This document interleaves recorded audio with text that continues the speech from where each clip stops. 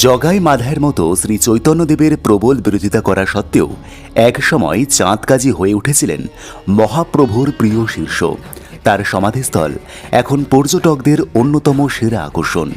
এ বিষয়ে একটি প্রতিবেদন।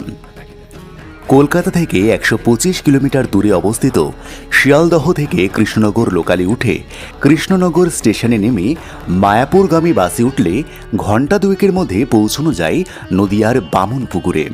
আবার ট্রেনে হাওড়া থেকে নবদ্বীপে পৌঁছে ঘাট পার হলেই মায়াপুর থেকে বামুনপুকুরে আসা যায়। তবে এখানকার অন্যতম উল্লেখযোগ্য পুরাকীর্তি হল চাঁদকাজির সমাধি। শ্রী চৈতন্য মহাপ্রভুর জীবনী গ্রন্থে চাঁদকাজির কথা উল্লেখ রয়েছে।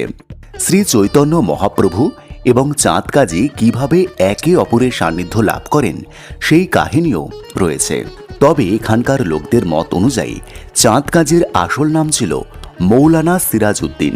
তিনি ছিলেন বৃহৎ নবদ্বীপ এবং তদানীন্তন মিয়াপুরের প্রশাসনিক প্রধান এবং গৌরেশ্বর হুসেন শাহের আধ্যাত্মিক পথপ্রদর্শক।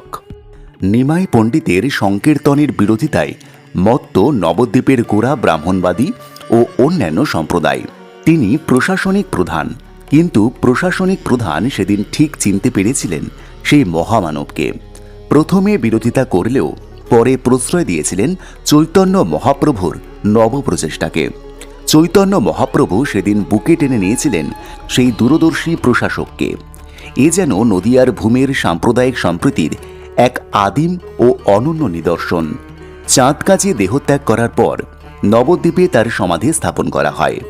তার সমাধির ওপরে অবস্থিত এই গোলক চাঁপা গাছটি ৫০০ বছরের বেশি পুরনো।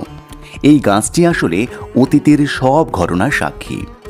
মায়াপুরের বামুনপুকুর এলাকার স্থানীয় বাসিন্দা তথা প্রাথমিক বিদ্যালয়ের প্রধান শিক্ষক হিরণ শেখ আমাদের জানান, নবদ্বীপে বিভিন্ন পর্যটক ভ্রমণের উদ্দেশ্যে এসে মায়াপুর স্কন মন্দির ও নিমাইয়ের জন্মস্থানের পাশাপাশি এই চাঁদকাজির সমাধিও দর্শন করতে আসেন। চাঁদকাজির সমাধির ১ কিলোমিটারের মধ্যে রয়েছে অন্যতম ঐতিহাসিক নিদর্শন বল্লাল সেনের ঢিবি।